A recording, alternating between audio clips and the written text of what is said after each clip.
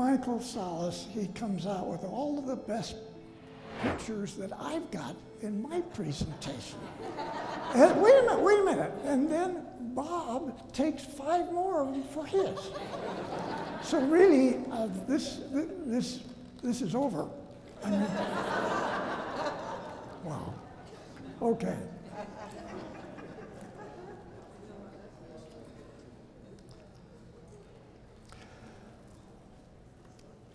Going way back, 1935, okay? I'm in a classroom. I didn't get along with a teacher. And I hear this roar. And it's soft, but it's getting louder. And I'm up in the front desk because I'm always not doing the right thing. And so this roar gets really loud. I jump up, I turn around, I run out of the school room, I go down the hallway, and I go outside. Yes, the USS Macon is flying in from over the ocean to Hollywood. And it's just really interesting because for whatever reason, even 3 or 4 years before grade school, I was interested in spaceships. I was into it. So now, here comes a massive spaceship right into Hollywood over us. Now, Michael talked about it a little bit, but I had a better opportunity because we have Santa Ana winds sometimes in Hollywood. And they're usually dry, but they're sometimes very strong. So when this dirigible came in, there were 2 fighter aircraft flying with it. And all 3 of them were operating quite slow. They weren't going through real fast. And this, looking this thing, actually almost every student came out, all the teachers came out, so we're all watching this. And this situation where there's a structure, a great big structure that comes down from the center of this. And one of the 2 bi-wing airplanes flew over like this. He comes in and he goes underneath the carrier and he hooks onto this rod. It's a big structure rod. And the rod takes him back up inside, and I didn't know it at the time, but then the rod goes forward, and there's a great big hangar tech inside of this dirigible. So the second guy flies around. He had more trouble with the wind because he couldn't catch this rod. But he caught it, they picked him up and put him in and parked him in this great big hangar. So now most of you know with aircraft carriers, they have the same type of thing. But here now we have a spaceship. So this was really cool for me, okay?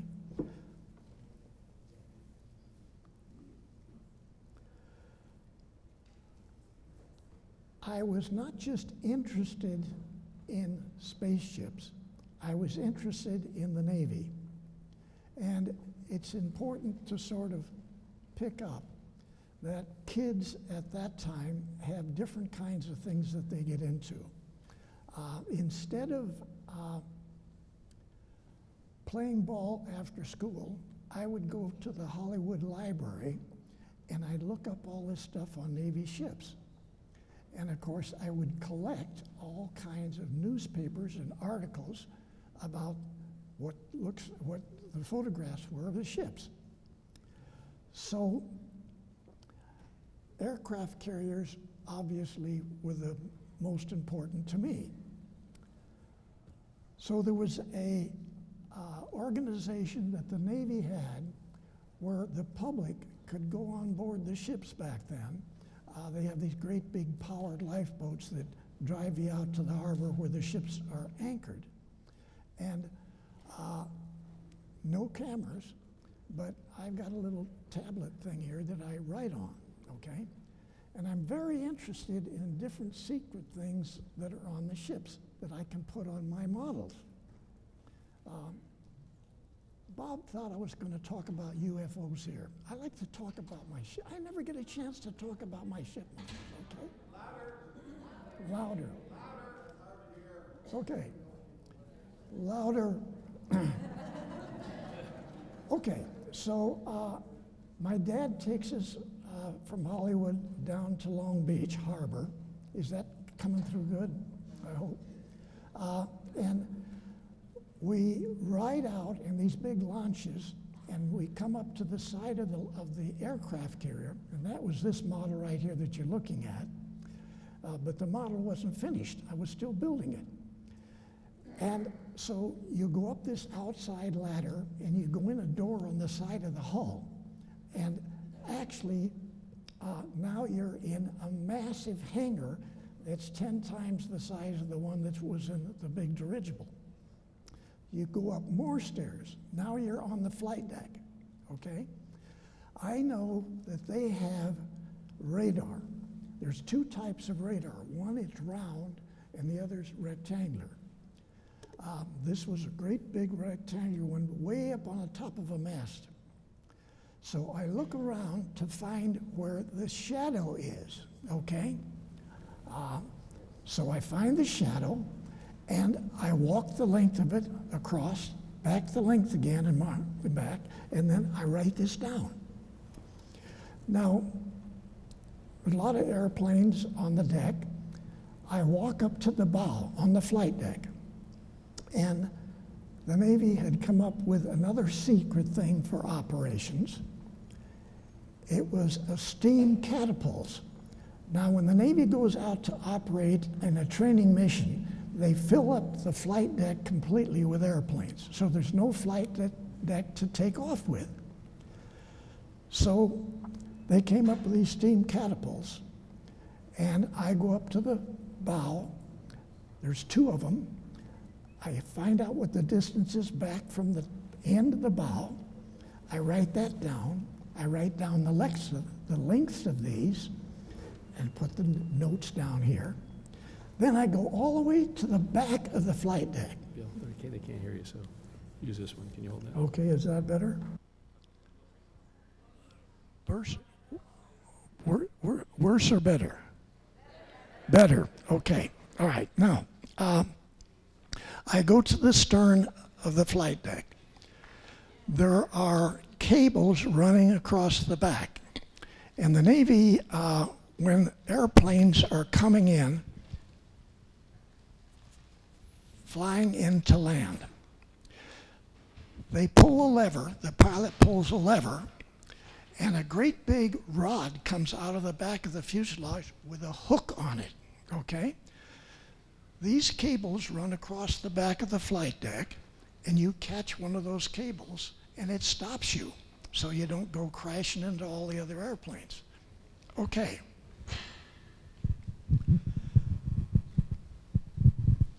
So I've gotten this information, and on the drive back to Hollywood, I would make perspective sketches of these three secret things.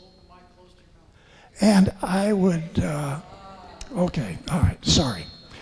I would make 3 view drawings of the ship. I already had that.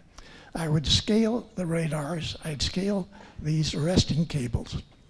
I'd put on the model. Now, photographs that I have of both the Lexington and the Saratoga class carriers,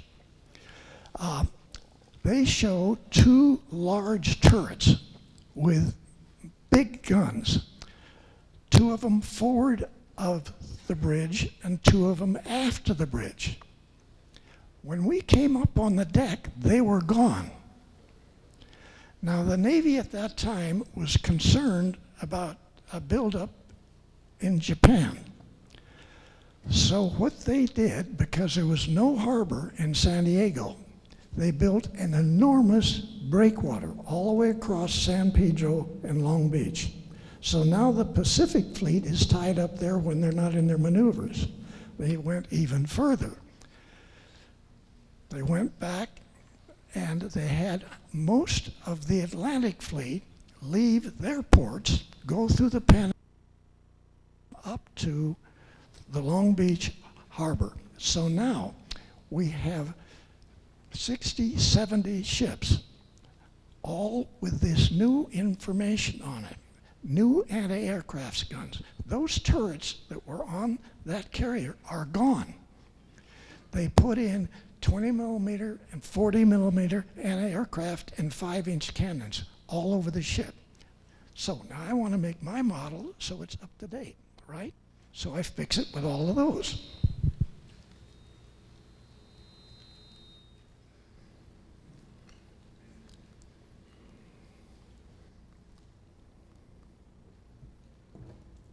Okay. Okay. This one. Now I got one here. Hold on. Here we go. Okay. I need to pull this one up. Which one do you want? That one.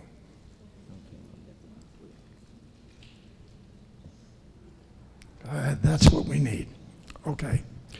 All right. So now people see a lot of articles about these ship models. I end up demonstrating the models to Commander Pacific Fleet. And he sees these secret models on these ships because I put them on the cruisers, I put them on destroyers, they're all over the place. First thing he does, he confiscates the entire collection. Okay? For his use. The second thing he does, he has all of the radars removed in case the public would see these. So now I got to rebuild them after the war's over. Okay, I need the next one. Battle of LA. Yeah. Okay. It's not working. This one's not working the way it should. Okay, This computer is giving problems. yeah. There we go. Okay. A little while later, this situation where they call the Battle of Los Angeles. Everybody has seen it with the big telescope or the big lights shining on it. Okay, and what I want to do is I want to tell a different story because that's not what it was. The night before that event took place, we had just moved into a real large home in Long Beach, only 4 blocks from the beach. It had been split up into 4 apartments, 2 above, 2 below. We had the upper apartment. Now the floor of the lower one had these 19-foot ceilings, okay? And so that meant our second floor was like a 3rd floor, way up. All right, this house had an enormous deck that ran all the way across the back. About 7 that evening, my brother and I were reading the newspaper in the living room. My dad came running into the living room and said, "Get out here on the deck, you gotta see this." Okay, it was a spot of light about there, not up here, about that angle, like almost just above horizon. We came out, we watched this for about 4 minutes. Then a very tiny light came out of it, down about 30 degrees. Now we can't see the ocean from the house, but we assumed that that actually was looking for something in the ocean. We watched this little beam for a while, and it did something we were very surprised. It went bang, just like that. It lit up the back of this house like there's no way you can realize it. Even the overhang that hangs down was like brilliant sunlight all across the back of the house, all of the trees, all of the roofs. And it lasted about 4 seconds, went out. Now, this was kind of strange because we got sort of bored and went to bed early. Now then, later on, next morning, we wake up with something that I don't think anybody in this room has ever heard unless you were there when the anti-aircraft guns started firing all over Long Beach, Los Angeles. It was unbelievable. We get dressed, we go downstairs, we go outside, and we talk to all these different people that are trying to figure out what's going on. Now, what we were seeing was actually a small aircraft, not flying like this, coming from the ocean over us, okay? They were rectangular. They were sort of triangular. Some were sort of square, but they were peculiar looking. We can't see the details, so they were small airplanes flying very slow. In about 30 minutes watching this, a massive, tremendously bright oval thing came in from the ocean over us, and it parked. It stopped. All the rest of the small ones were flying on this side of it, on that side of it. So yes, all of the searchlights, which were following the small planes, they come and go over to this great big thing. They follow this. And it is unreal in that nobody got scared. Nobody ran in the house, and they're firing, and you can see the explosions on the bottom of this great big round thing, okay? And it didn't keep going with the rest of them. It stopped. So some of the searchlights did start tracking the other small planes. What's happening here is that on the other side of the planet, the Germans were bombing England. Everybody's looking to get underneath the ground to not get hit. We didn't have any heart attacks. Nobody got scared. So what this turns out to be is something pretty astounding, not just a little photograph of one light over LA. There were hundreds of these vehicles that flew over very slow. There was a very peculiar thing that happened. Only two ways this could have worked. One, that yes, a very large number of vehicles flew in from over the ocean, all of them going east towards Mount Wilson Mountains. They turned this way or they turned that way. If they turned this way, they went down south below San Diego. Turned again, went back out over the ocean. Made another 180 and turned around and came in. Got him. They made another 180 and they went out over.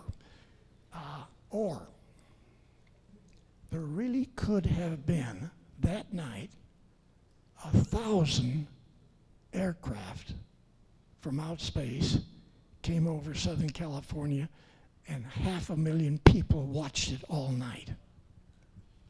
Wow. Next slide. Next one. I got it. Okay. Sure. Yeah, hit that. So back now to the problem with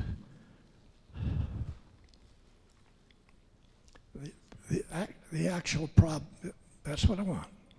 I don't want that. All right. This then became a major problem in that a Navy operative, spy had gotten into Germany, and he ran into things that were totally unreal. I mean by that, there were hundreds and hundreds of vehicles in laboratories, in construction, being built in factories, in mountain factories, under the ground, slave labor, that had no wings. They didn't have wings, they didn't have a tail, okay? The weapons that they found were 7 different sizes and classes of weapons that nobody had ever seen before. They were laser weapons, okay? So these operatives this single fellow came back, and instead of going directly to his boss, he went to Washington. He went directly to the Secretary of the Navy, Forrestal. Now, Forrestal then had the problem of how do we handle this? So he decided that they would take every top naval operative, spy, and get them not only in Germany, but in all of the surrounding controlled countries, because this was unbelievable. Okay, what are we really talking about here? This is a situation where the Draco reptilians made an agreement with Hitler, the Third Reich, and the SS. Very interesting what the agreements were. The agreements were they would, well, first of all, they could get rid of the people that Germany didn't like. All of the people that Germany didn't like, take them out, okay? Now, then they would organize and structure major German space Navy battle groups using these vehicles all out through the galaxy in conjunction with the Draco reptilian space Navy, and do the same thing to all those other planets out there in the galaxy. Now, this isn't the first country that they came to. They've been doing this for 7,000 years, much longer than that. So we're nothing new to the Dracos. But getting every man, woman, and child on this planet to work in underground, in mountain production facilities for the Draco reptilians and the now German Space Navy. This is a pretty bad situation. So we're having to get, how do we do this? Okay?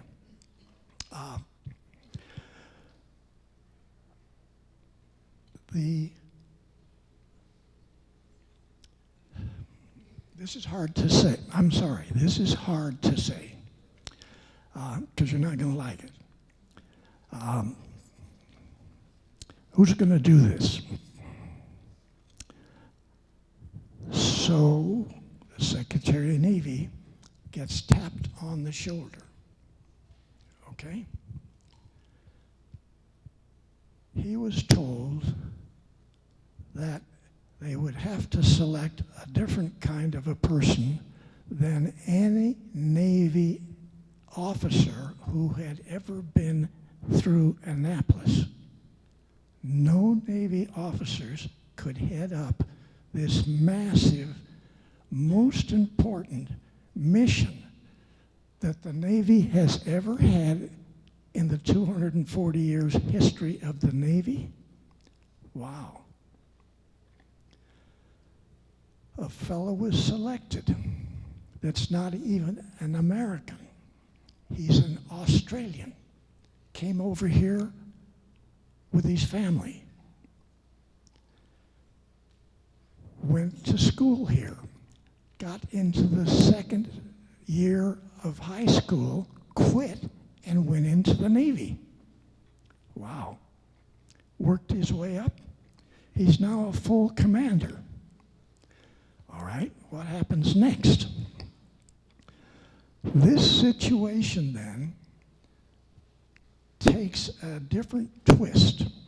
This means that every officer in the United States Navy throughout its history has been given misinformation in the books that they get taught.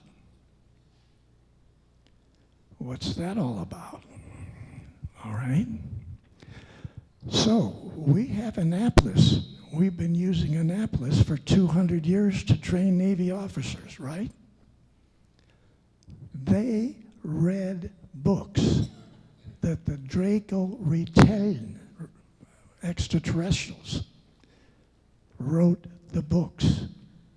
So now, every PhD on this planet, science, history, medicine, doesn't make any difference, has been given books which were lying about the truth of that field by the Draco Reptilians. Now this is pretty staggering, what we're saying here, okay? This is no joke.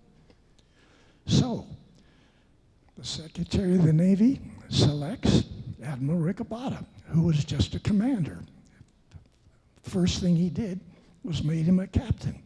He was a captain for 2.5 weeks. He made him a 1-star admiral. You won't believe what he did, the first thing he did in this subject.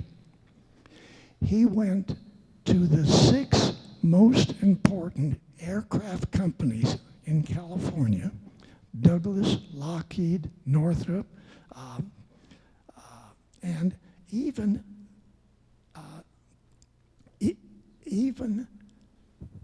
Caltech and Scripps Medical. Wow, what's that all about? Okay. This ends up that a massive organization has been underway on your planet for the last 6,000 years, and the 2 gentlemen that talked a little bit before me, okay, they got into some of this, but I'm telling you, the fact that we are taught incorrect information still in our books, in all of the schools. This is being done so that you will not get to the point of knowing who they are and how they're controlling you. This is unreal.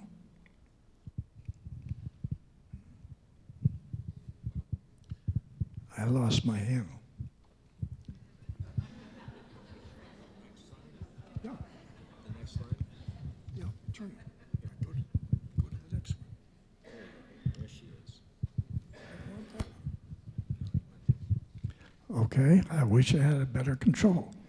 All right, now, and once again, today you just saw this girl, okay?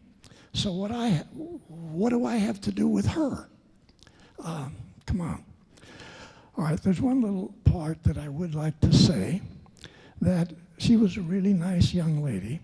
She got tapped on the shoulder like the Secretary of the Navy Forrestal, and this fella told her that he wants her to get all of her friends, get all of her relatives, and then get many people to help to design and build a spaceport transport, put everybody on board, leave the planet, and go out into the utopian planets that are out there and live out there. That's the first thing she did. So it's not some of these other things you've heard about.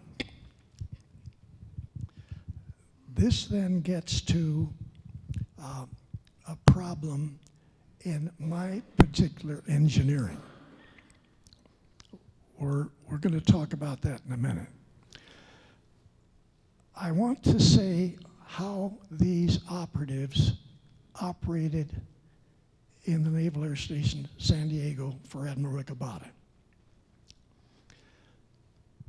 The Admiral's aide taps me on the shoulder at night, always after midnight, okay?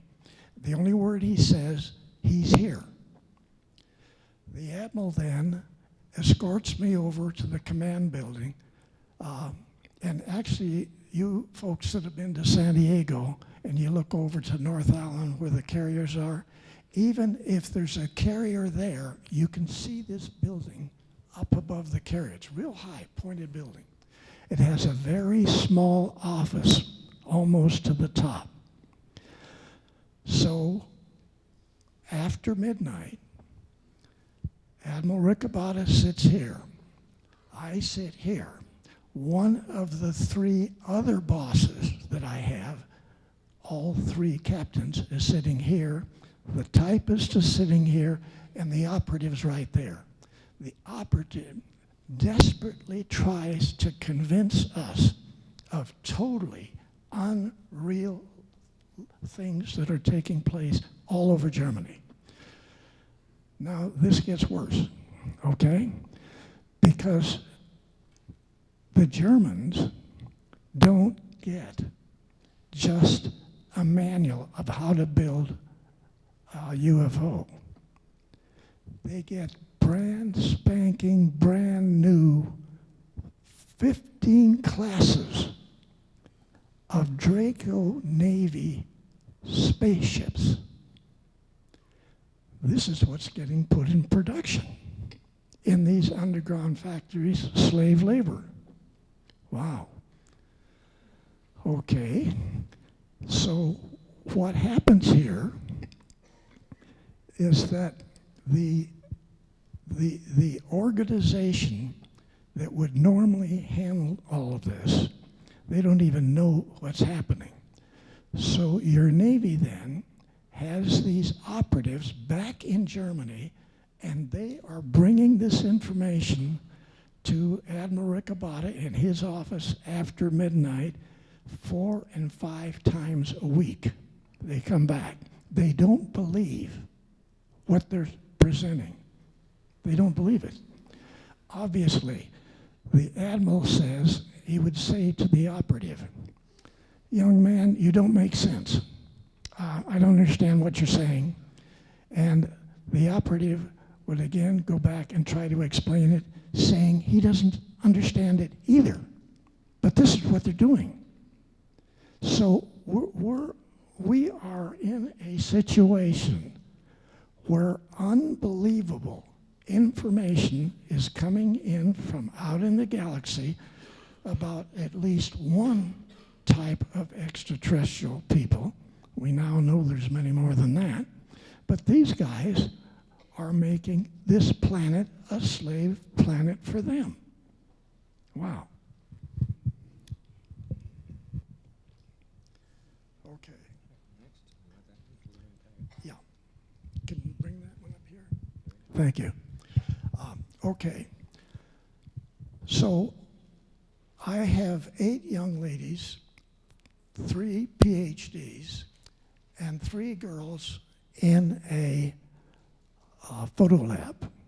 We put together what the Navy call packages. It's a contract, a different kind of a contract. Any of you working for aerospace know what competitive bid contracts are. This is not that, okay? This is a directive contract for Douglas, for Lockheed, for Northrop, for North American, for Caltech, okay? What we do then is I have a double lock attaché case. I put the package in that in the morning. They drive me out to the Admiral's airplane. He has 2 of them, a high-wing single engine, and then he has a Lockheed Electra. The Electra is for Eastern flights. The single engine job is for Western flights. All right. So the admiral's pilot and I get in his plane. He flies it. I'm sitting next to him. We fly to, say, Burbank, Lockheed, to deliver this package to the top people in Lockheed. Now, if you were the ones in Lockheed, and you, oh, I forgot to tell you, 4 weeks, 5 weeks before I flew the first time to any of them, Rick Abada, Admiral Rick Abada, flew to Douglas. He flew to Northrop, flew to Lockheed, flew to all these people and told them that they were going to receive a package, which is a contract, from the disseminator of advanced aircraft research information. Okay? Remember when I went in the Navy, I just went to boot camp. When I went over to North Island, where my order said to go, I was a third-class seaman. Okay? I am that guy. So I take these pictures, the package, the contract, to all these companies. I explain what the operator have said, what the situation is. Is it communications? Is it propulsion? Is it navigation? Every single thing that's in here is totally real to everybody that we took the package to, that I took the package to. They didn't believe it. But it was interesting, the attitudes of all of these top people. Now, these are all the PhDs, all the top designers, all the top advanced people. Like you take Lockheed. Everybody knows that Lockheed has a skunks work, right? Okay. I gave the package to those guys 4 years before the skunk works even existed, because it came out of the buildup of each one of these other type of unbelievably advanced, total unbelievable information that we collectively contacted every major company in aerospace, in electronics, in research, every single organization in this country. War Minister, Pennsylvania, a massive underground facility back in Pennsylvania. Those people were the tops, all top PhDs.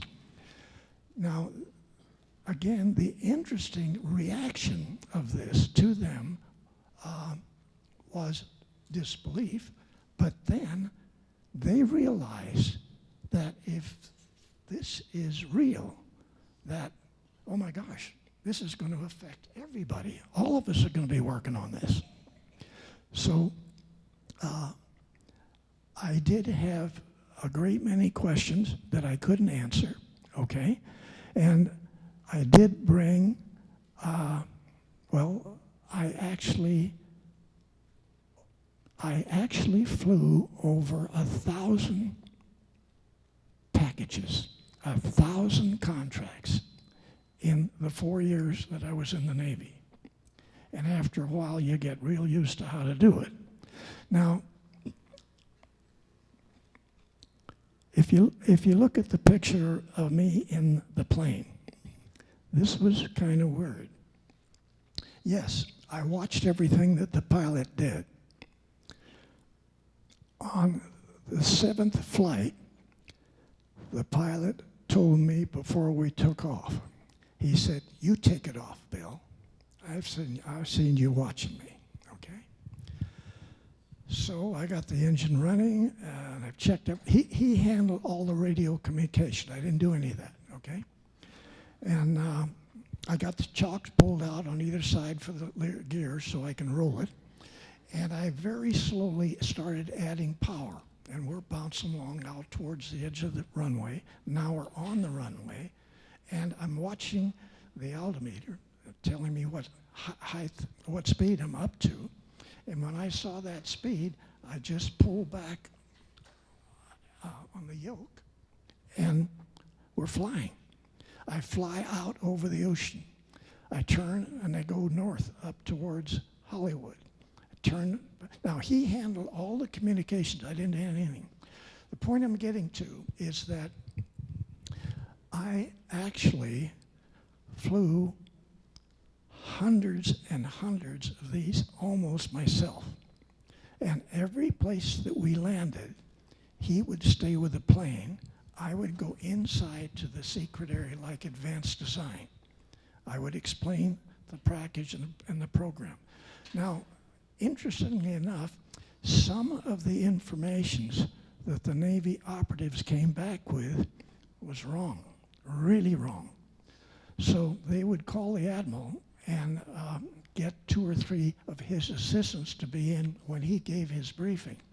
So we'd figure out then, okay, should we scrap everything or would we try to use some of what was necessary, put a package together, okay?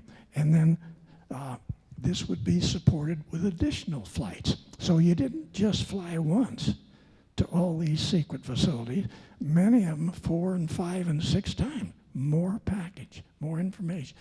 Now, I don't know whether you realize what we just said. This information from Germany went all over your country, top secret, okay? We started to learn what was really going on out in the galaxy. This is World War II. All right. I want to put this one over there. Yeah. Put this over here. I need this one to come up.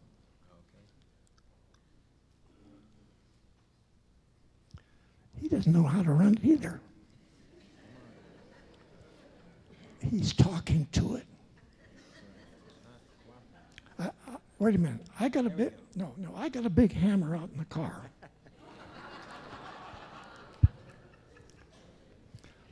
Okay, now, okay, so there's a whole bunch more to this, and I hope I can talk to you guys later at different places and really fill you in. All right, the war is over. I've got to get this thing running. All right, so there was a piece of paper that was mailed to the Commander Pacific Fleet when I went in the Navy. Okay, it said 2 things. One, it said I could never go to combat. The second thing it says, I would be released from the Navy the minute hostilities quit. Now, that was written by my dad to the Admiral of the Pacific Fleet. Okay, another little secret. My dad is a 33 level Freemason. They got sort of horsepower, okay? Wow. All right. So, because my dad got in trouble with the upper boys, 33 is up, okay? He can't get a job, my dad. So he just sells stuff, okay? You're not going to believe this either.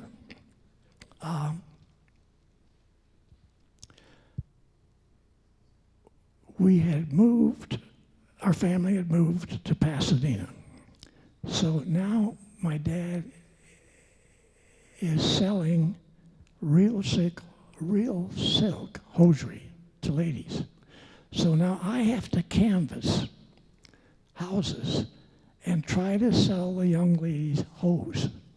And what have I been doing for the last 8 years? Okay. That went on for 3 or 4 months. Then he lost that job. So then, actually, we have to sell John's Manville rock wool to put in the walls and in the ceiling of houses. That lasted even shorter. My brother did go ahead with him and stayed with my dad. So I quit, and I got a job at Northrop. right in Hawthorne. And Northrop had been involved in this for a long time. Now, I use my models to get in the door, okay? Now, I want to talk about my models a whole lot more, but I'm not going to do it. All right, I use my models to get in the door. It's secret, of course, so I had class. But when the guy was doing his security check on me, he found out a whole bunch of stuff of who Tompkins was. So they took me out of the wind tunnel only 4 weeks after I went to work, and they put me in this great big laboratory. Now, you're not going to believe what they were doing. Now, you know who Northrop is, Jack Northrop. He builds these big flying planes, right? Great big flying planes, all right? They don't have any fuselage, and they don't have any tail. He's known for that. Best there ever. Okay. What he's doing now, he's designing airplanes that operate in the galaxy. Wow. Oh my gosh. So I got to do that, a lot of design work, and then we had to go to Douglas.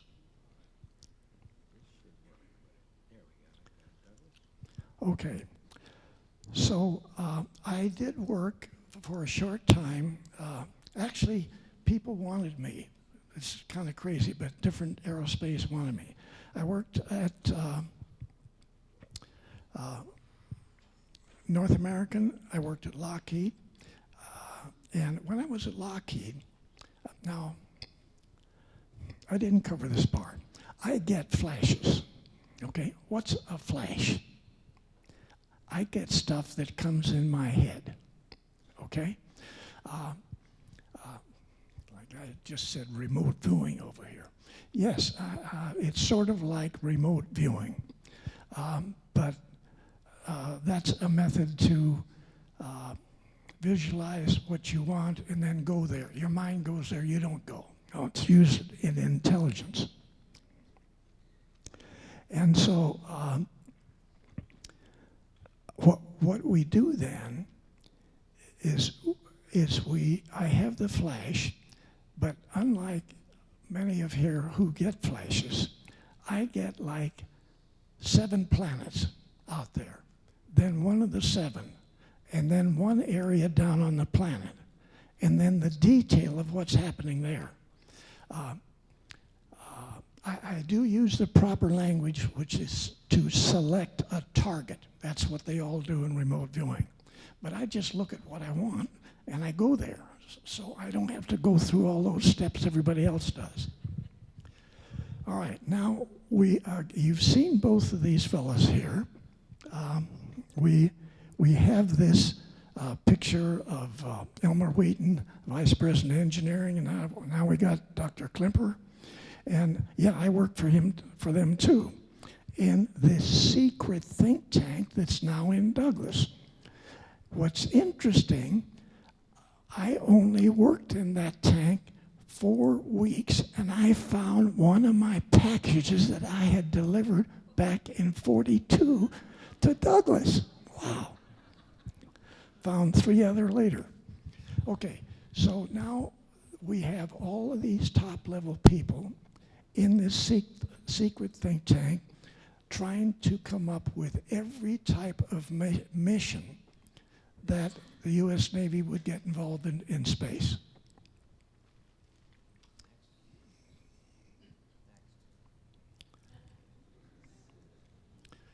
All right, if you're insisting, okay. I wish I had that myself.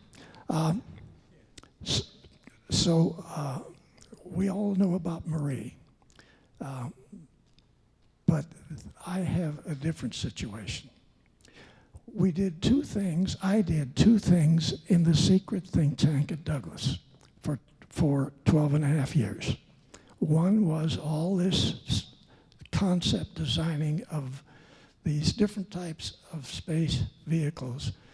After the mission had been designed, created. In other words, I was creating all these different type of missions that the Navy, the Space Navy doesn't even exist. The other half of this is where the government formed NASA. And they picked up a lot of people from Germany in paperclip. But remember, we're 7 years before NASA even got created. So we're way ahead of anything that NASA's doing. But we did get a contract for the S4B stage, which is the top controlling stage for the Apollo. Okay, so now this is the Apollo program. You have to hear what Apollo really was supposed to be. Everybody listening? Wow. Okay, you know the first phase. You go up there, you take your pictures, you pick up the rocks, and you come home, right? All right. That's not it. Second stage. We designed in this secret think tank what would be hundreds of 500-man Navy experimental and operating facilities on all of the planets in the solar system or their moon. Okay? Phase 3. Go out into the galaxy to the 12 closest stars, do the same thing with them. Except we found Alpha Centauri, the closest star, actually has 2 stars. So the radiation factor is going to be prohibitive, so we're only going to go to the 11 closest stars. Now, a second part of that third was that we were going to go commercial out in the galaxy and use the Navy to do it. Fourth phase, go out into the full galaxy, plural galaxies. Do both. Okay? United States developing commerce, space commerce, getting with the extraterrestrials, that people that we know out there, and work with them.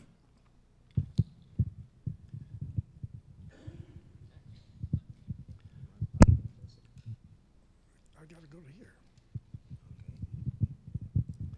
All right, he's insisting that we go here. Okay. All right, wait a minute. We know who Maria is. All right. The other one, when we were getting started with the Apollo program, we had some 15 different section chiefs in the engineering for the Apollo program. We were the command and the operating part of that Apollo program.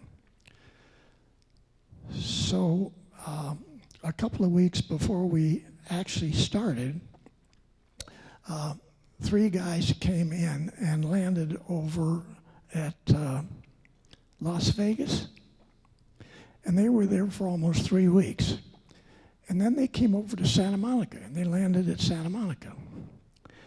2 girls and 1 guy. Wow. So, yes, one of the girls was my secretary, Jessica. Anybody that's read the book knows all about Jessica, okay?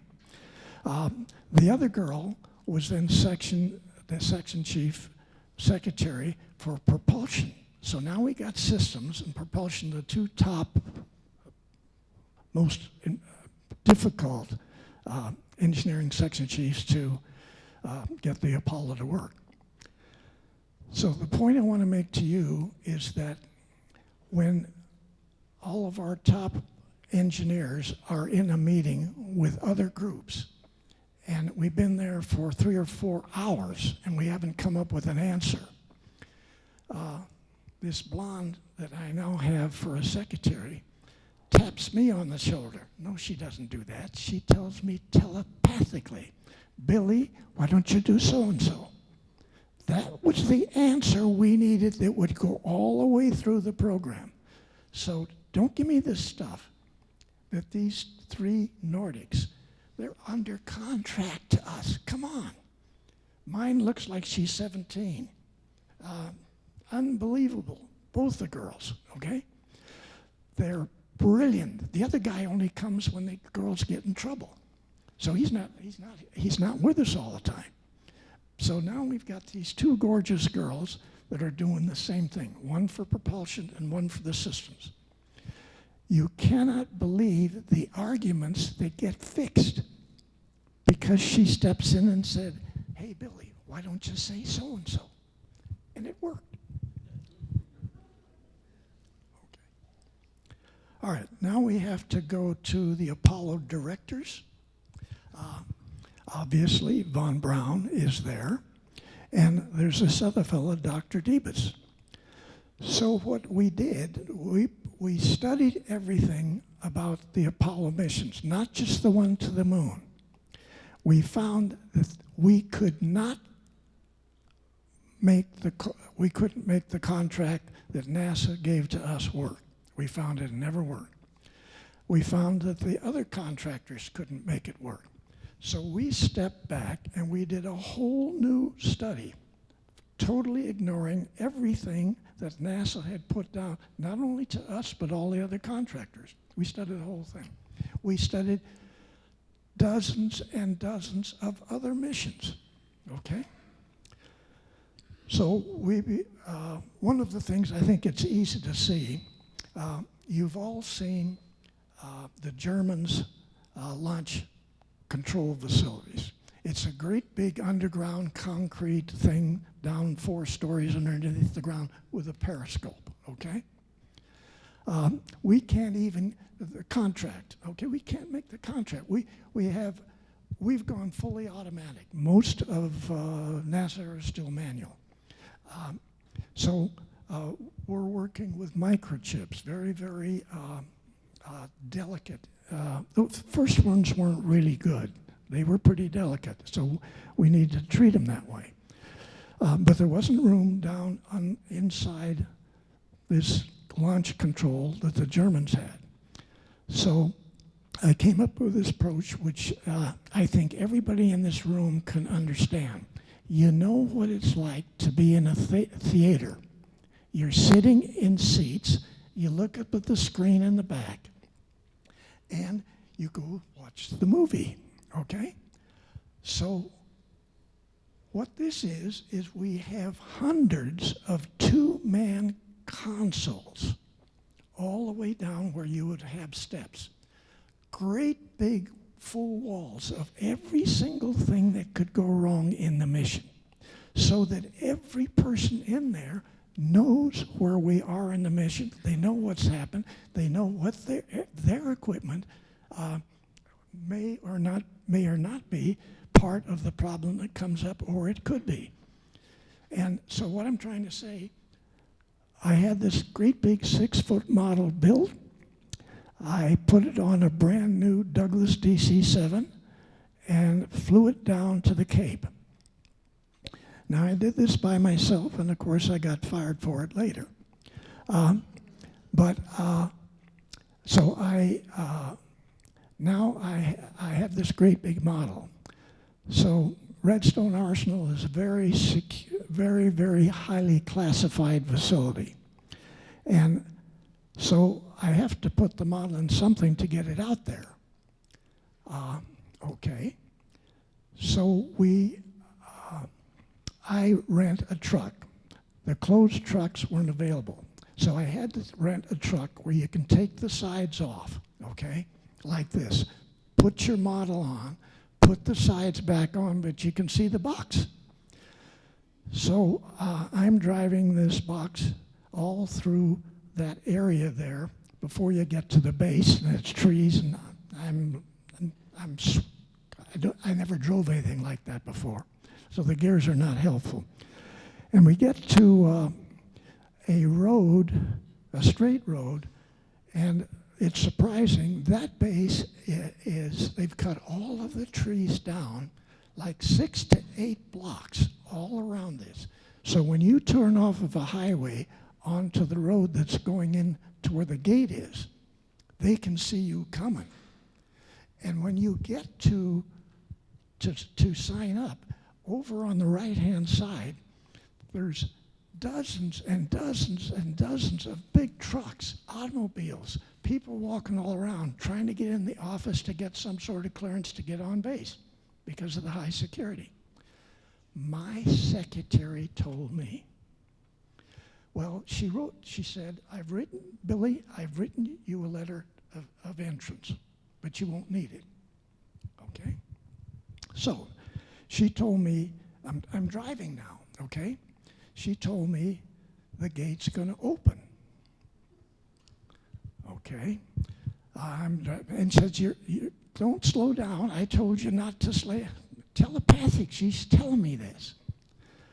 Don't slow down, the gates are gonna open. The gate opens. I drive right into this secret base.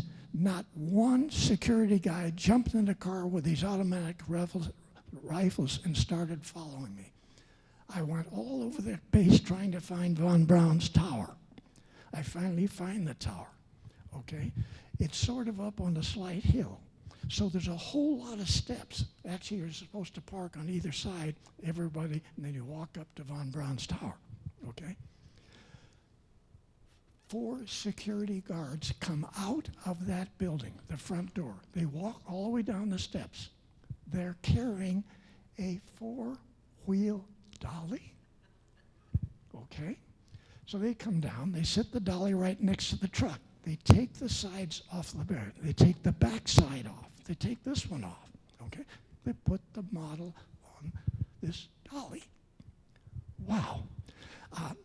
So now they carry this model up in this great big 8-foot square box, okay? The model is 6 foot square. The doors open into the building. We walk past all these different people that are working in NASA. We go almost a half a block to get to the back part, because the structure in front and the high part's out of the middle. So that door opens too. So the elevator takes us up to Von Braun's office, and that door opens. Okay.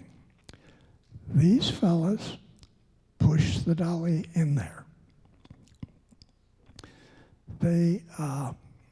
Now we got a great big wooden block in an engineering office. Wow. So they take the cover off of this, put it down on the side. They take a blue cloth, put it down on an enormous conference room, the backside of the building. Von Braun's office here, Dr. Diebe's office over there. They lay this cloth in the center of the table. They get the model out, which is covered with another blue cloth. They take that model, sit it down right in the middle. Now this is really cool, because remember, there was no telephone call to Von Braun's office that I was coming. There was no letters coming. Dr. Diebe's secretary comes right out of her office and she says, "I'm glad you're here, Billy. Did you have a nice flight?" Wow, what's that all about? Jessica, okay? She set the whole thing up. Wait a minute, nobody's gonna drive through a gate like that. Nobody's gonna do it. That gate automatically opened because she said it, she told it to open. Don't give me this that they're not extraterrestrials, okay? All right, so I give the briefing till the time that I want to show them what the launch control building has to be. Both Diebes's secretary and Von Braun's jump up right at the right time and pull the cloth off. And you'd have to see these models because this was cool. These guys built a fantastic model. And later on, if we still have a little time, you can see that inside of that building. It's on the back part of this briefing. Okay, we got to go again. We've missed one. Okay, now back in engineering, Mary and I, my wife, knew all about what's going on with the extraterrestrials. So at that time, some of them were supposed to be green, okay? So we have this big party at the Beverly Hilton Hotel. And so everybody's in costume. And I borrowed the 2 crash helmets for the party. Mary wouldn't wear hers because it was going to screw up her hair. But anyway, yes, we won. We won it, okay? We got the big prize. And everybody, she knew a lot of the people in this top engineering effort on the Apollo program. And so you meet all the guys there. Everybody's got different outfits on. It's nothing but having a ball. Okay, I need that one. There we are. All right, now, what I said before Apollo, remember, for years, we had been designing enormous vehicles. Okay? And you can see in the center there, the first one, that's an Apollo. It's hard to realize what the weight of these different vehicles are, but these were for the follow-on missions after we did the first one going to Apollo. So then some of the close planets or their moons, we would still use liquid propellant, liquid oxygen rocket engines. Then we would switch over automatically to, depending on the mission, electromagnetic propulsion or anti-gravitational propulsion. But I'm trying to say this is like 7 years before NASA even exists. It's inside this secret think tank at Douglas. Wow.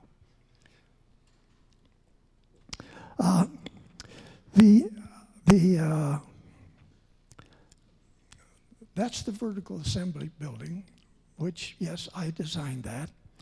And the contract told us that we had to check out our S4B stage horizontally in an open hangar. Now, advanced electronics, that's a hard job. And so I said, we're not going to do that either. And what I wanted was a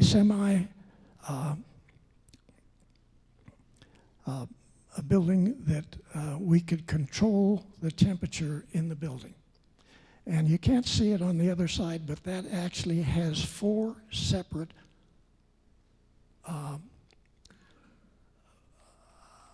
bases to assemble the various vehicles on. And so what we do then is we have a truck, and it's got a whole bunch of wheels.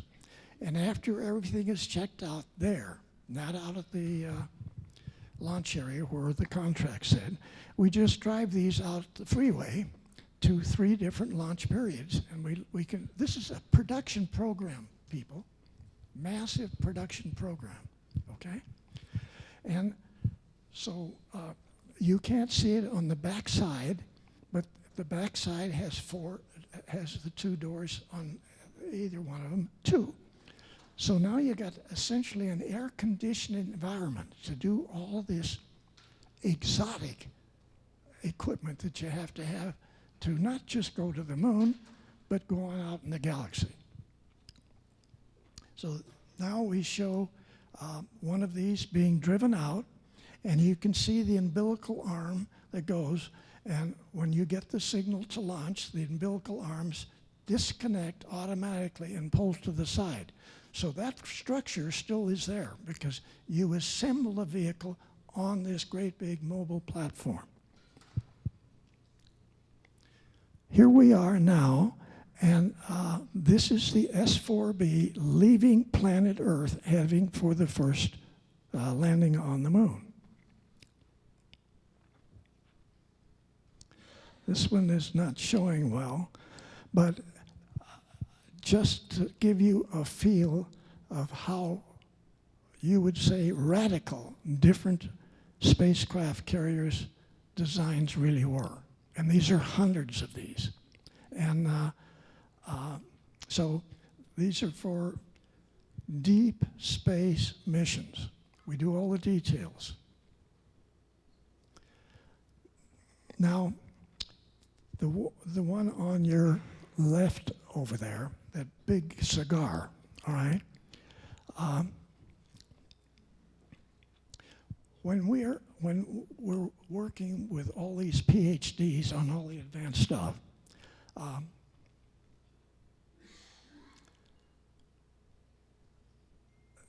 going to tell you something that is not well known, all right? Many of these people, now you've got all the top people in the United States in this. They saw structurally what's wrong with the planet. And I don't want to go to details with that, but yeah, Noah had a flood way back there, but we've had 7 Noah-type floods since that we don't talk about in front of the children. And we have situations where we have volcanoes from Alaska or from the North Pole down to the South Pole, and that messes things up too. So there's a lot of stuff that you have never been told about your planet, okay? It's not in the school books.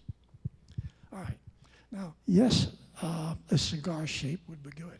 What you're looking at, the one way over there, that's actually a 17-kilometer long space transport. What did we say about the little blonde girl? That she got her friends to put together an organization to design and build a space transport and go out in the game. I designed that one right there. So we can get 60,000 people in that if you want to go. And we're going to go out to a utopian planet, and we're not going to worry about what's going on back here on Earth. Okay. Now, the one in the center there only shows that, yes, a tube like that's pointed would be good, but remember, that particular mission in the center breaks into 4 different parts because of its mission. Okay, now we're back over at TRW, and this is the launch program. They actually launch the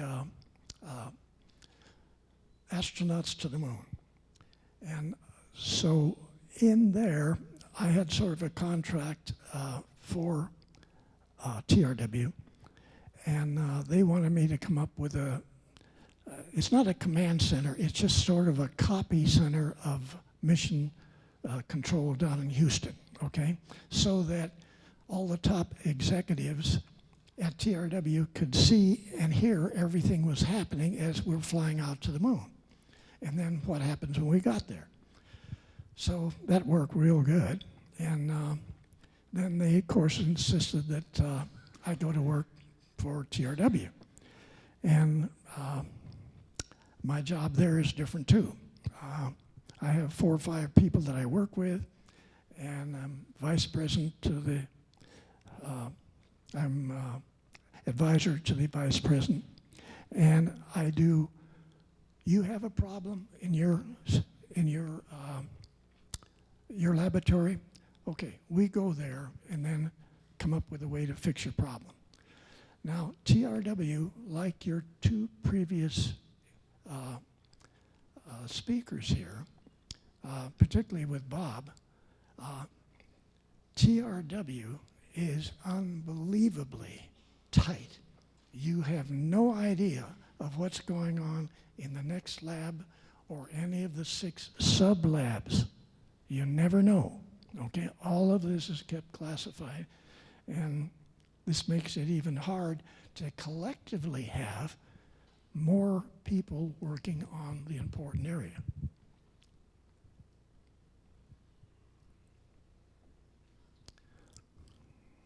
Okay, you couldn't see that till just now, but TRW is One Space Park, Redondo Beach. It's probably the best place for anybody to work. It's fantastic. Okay, I got to bring this next one up because they're yelling at me to get off here. All right, now we get to the moon. And you can't see it in this one, but way down on the left side where the arm lines come down, that's the Apollo astronauts looking back up at them. Now, some of you have heard on that first mission, you heard the astronauts say to the command center, "Oh my God, these vehicles are enormous. They're threatening, sir." Okay? This is, you can come up with your own version. Now, what you can't see here, of course, they're not parked there. They don't touch the ground. They're floating, okay? They're controlled. All the way around under every one of those are 9-foot reptilians in uniform with their hands on the hip giving you the finger.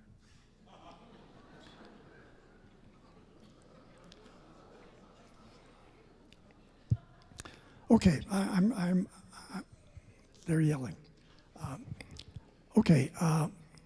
Now, that was a while back. Now, this is like 2009. Okay, I'm doing another program down in San Diego, and there's probably 30 people in this one, and they're all around the conference table, and we're doing the stuff. And so I got to the part where I said, I'd like to try to get you to understand the different types of space vehicles we're dealing with, okay? So this lady down on the other side of the table, she says, "I got one." Okay. After the meeting's over, I run around the other side and one what? I got my UFO. Mine's big. So I, of course, talked to her, and I said, when we get together 2 weeks later, would you bring the picture? You're looking at the picture, okay? It's not a good picture. This normally would be brilliant. But you have 1, 2, 3, 4, 5, 6 900-foot-long Draco tankers dropping 4 gases on Orange and San Diego County at 300 feet. Wow. So, this picture, it shows better here. These extraterrestrials are smart. Remember, nobody's driving that. The guy that's monitoring this gas drop, he's back up in the mothership. Reptilian cruiser, okay? All right, so what they do, they want to distribute the 4 gases out. You can see the color of the 4 gases on a close-up of this, all right? Now, wait a minute. You are all being gassed with 4 separate kinds of gas, okay? This is no joke. You think because the sky is blue, you don't see the contrails or whatever, and there's nobody up there when there's clouds. They're invisible. They figured it out. All right. The 4 windows for the gases are on the top. I said windows because when these guys leave the mothership, it's real cold out there. They get down here to ambient temperature. It's a whole different thing. They need to They need to get the gases out and covered up. So they make windows in the top of it so that it will get down to the right temperature. All right? Now, the vehicles are serrated on the sides, serrated on the other side, almost serrated on top. you say, well, that's not too good of a spaceship. I took this photograph to my buddies over at Northrop in San Diego. Actually, they'd all died, but so I met the other fellows, and that this group took a whole different approach to how they can control us with gas, okay? So TRW made a 3-view drawing of this. They made a 6-foot wooden model. They took it up to the low-speed wind tunnel back up in LA. They put it in there, and that was the best shape you could possibly come up with if that's what you want to do. Wow. Okay, I just want to thank all of you for coming. I really appreciate the time. And I think here it's best if we could ask more questions. Don't let them cover it up. We really need to know. Okay? Thank you.